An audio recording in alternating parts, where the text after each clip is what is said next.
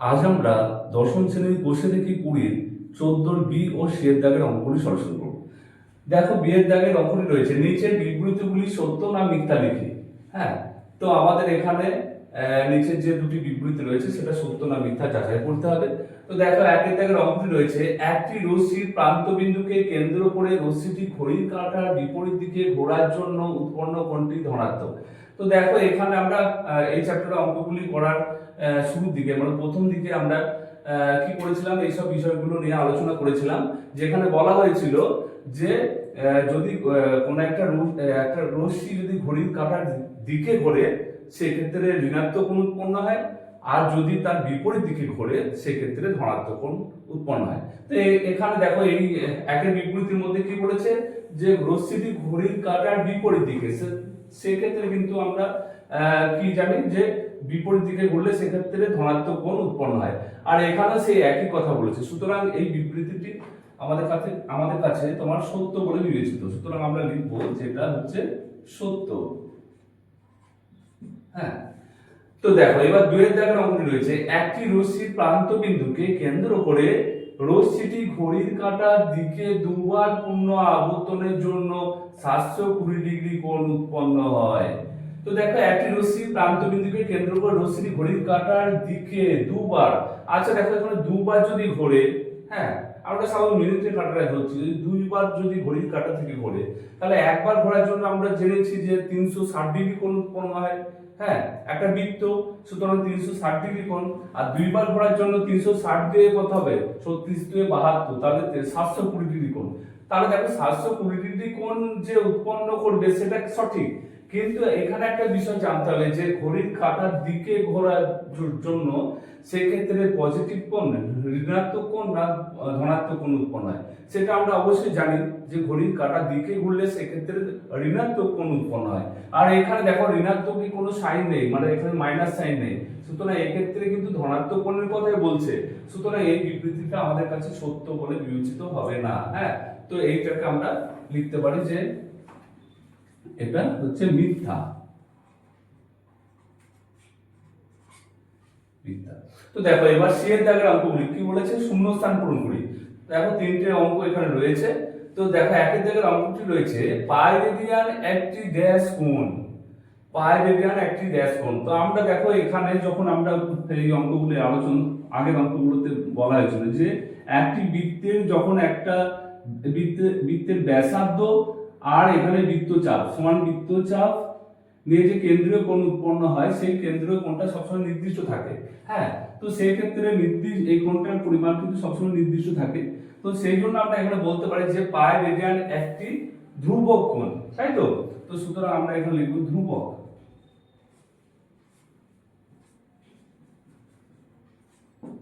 ধ্রুবক কোণ। এবার দেখো বলেছে দুইয়ের দাগের অঙ্কটি, ষষ্ঠিক পদ্ধতিতে এক রেডিয়ান সমান ড্যাশ প্রায়। এখানে দেখো ষষ্ঠিক পদ্ধতিতে 1 রেডিয়ানের যে মান হবে সেটা ষষ্ঠিক পদ্ধতিতে আমাদের এখানে এই শূন্যস্থানের মধ্যে লিখতে হবে। তো আমরা সেই জন্য আমরা দেখো 1 রেডিয়ান সমান কত হবে সেটা আমরা বের করব। দেখো আমরা জানি যে পাই রেডিয়ান সমান, পাই রেডিয়ান বাংলাতে এখানে লিখছি, রেডিয়ান যেহেতু লেখা রয়েছে, রেডিয়ান কথায় যেহেতু লেখা রয়েছে, তাহলে পাই রেডিয়ান সমান কত, 180 ডিগ্রি। এবার 1 রেডিয়ান সমান কত হবে, 180 ডিগ্রি বাই হচ্ছে কত, পাই। এইবার দেখো আমরা পায়ের মান বসাবো, 180 ডিগ্রি, আর এখানে পায়ের মান হচ্ছে কত, 22/7।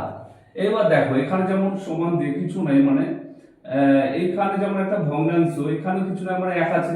হ্যাঁ, 180 নিচে, সুতরাং ফার্স্ট ইনটু লাস্ট, তাহলে আমাদের হবে এই 180 ইনটু 7 আর 22, নিচে 22।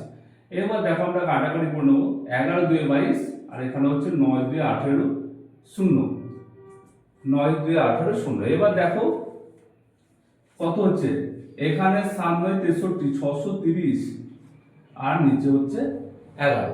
এইবার দেখো এইটা আমাদের ডিগ্রি হলো এর টোটালটা। এইবার সেটাকে আমরা ডিগ্রি মিনিট সেকেন্ডে নিয়ে আসবো।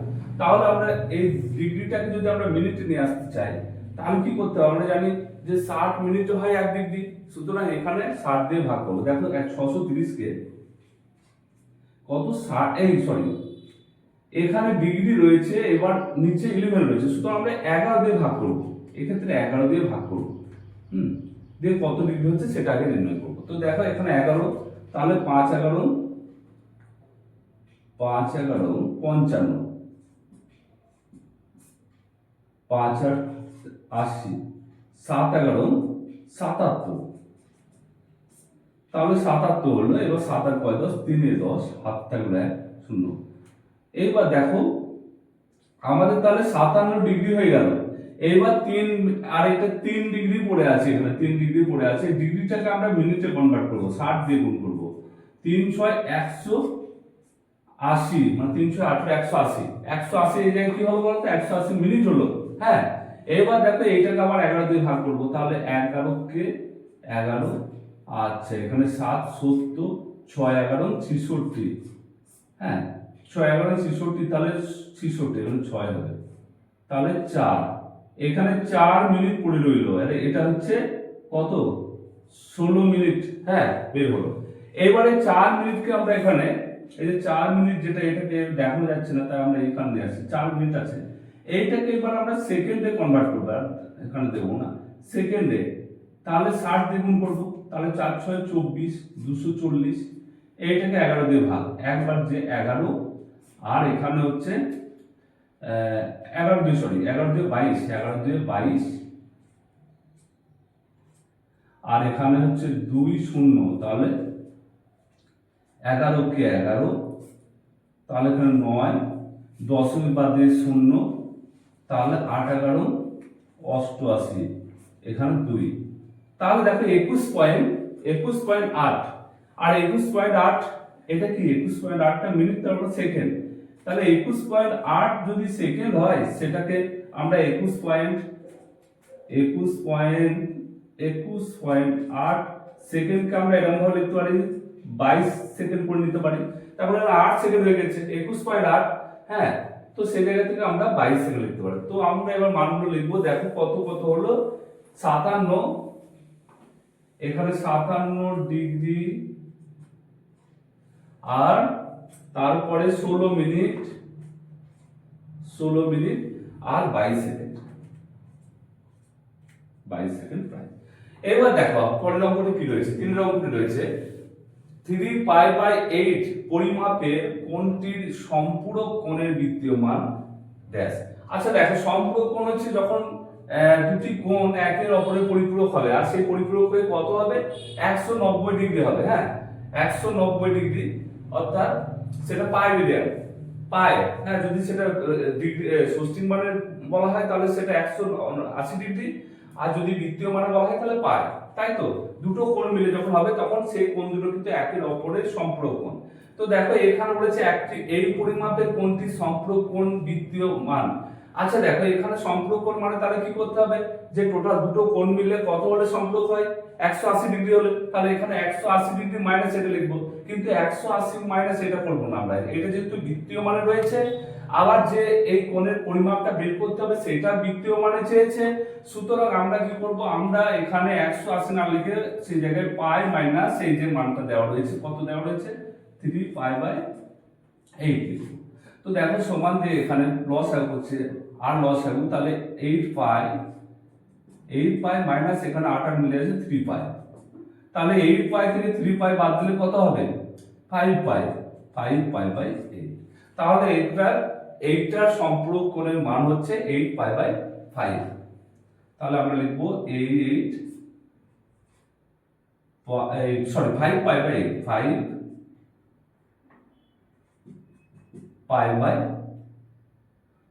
π/8। তাহলে আমাদের 14 বি ও সি এর দাগের অঙ্কগুলি সমাধান।